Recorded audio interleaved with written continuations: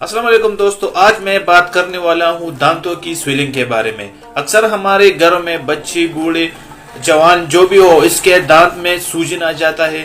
तो वो आज आ जाता है किस चीज से और हमारे गलती की वजह से, कौन सी हम ऐसी गलती कर रहे हैं जिसकी वजह से हमारे दांतों में सूजन आ जाता है, हमारे दांतों में स्वेलिंग आ जाता है, और वो आता किस चीज से है और वो जाएंगे किस चीज से। तो घरेलू एक ऐसा टोटका है कि मैं आप लोगों को वो बताऊंगा।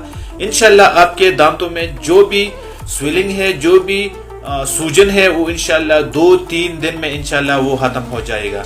तो हमारे साथ रहिए, मैं आप लोगों को इस वीडियो में बताऊंगा कि हम किस तरह स्वेलिंग खत्म करते हैं।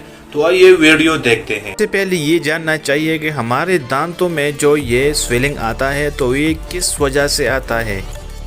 ज़ाहिर सी बात है, हम अपने दांतों की सफाई का ख्याल नहीं रखते और उसमें कैविटी जो बन जाती है तो ये आहिस्ता आहिस्ता फिर इसी तरह बन जाता है जिस तरह ये स्वेलिंग बना हुआ है।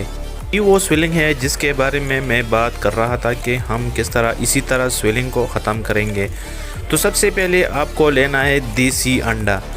देसी अंडे को अच्छी तरह उबालना है, उसके अंदर जो ज़र्द होते हैं वो से सिर्फ लेना है, उसे उसके ऊपर लगाना है। अंदर की मुंह के अंदर जो सूजन है उस जगह पर आपने उस ज़र्द को लगाना है। 2-3 मिनट तक कम से कम उसे उसके ऊपर रखना है।